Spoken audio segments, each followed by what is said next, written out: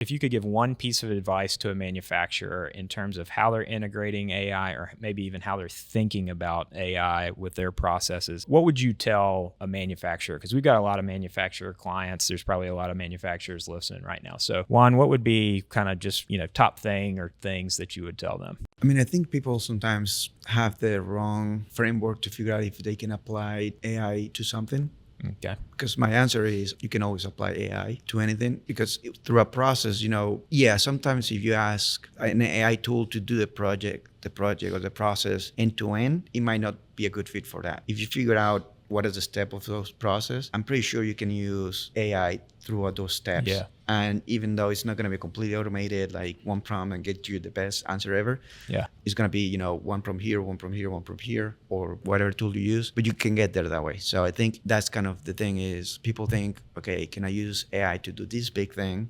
And the answer is no, and so they stay away from it. Yeah.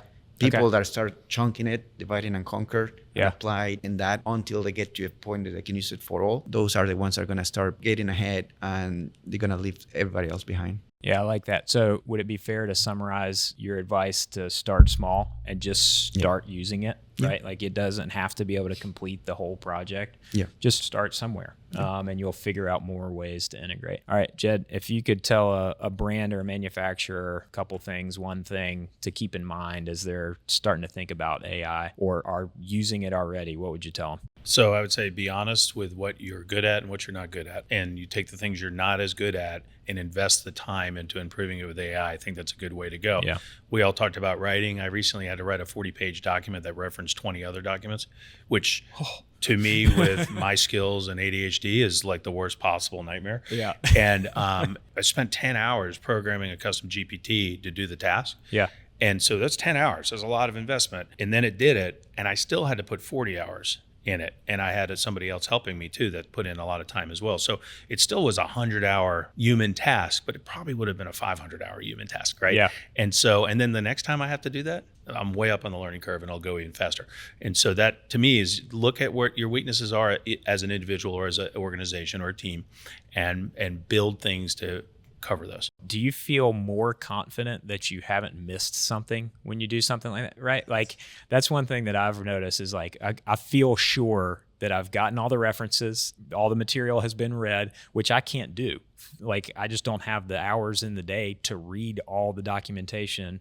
Memory, like my memory's not good enough to keep it all in there and source it correctly and all those things. And we're in an organization that's full of creative people, and we happen to all the three of us be on the other side. Yeah.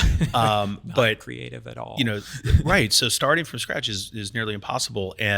But these tools fix that. And it's really cool. And I imagine if we ask them, and some of them are looking at us right now, here's a SAS jump and, give me a cluster analysis of 5 segments. They're going to look at us and go, what are you talking about? Right? So, where do I start? As always, guys, remember, subscribe, hit the little bell icon. That little bell icon will give you notifications when there's new episodes coming out. We would love for you to subscribe and be a part of what's going on here at Retail Oriented. No matter where you get your podcasts, we would love to connect with you there. And until next time, remember, when we're thinking about retail, it's always about selling in and selling through. Have a great day.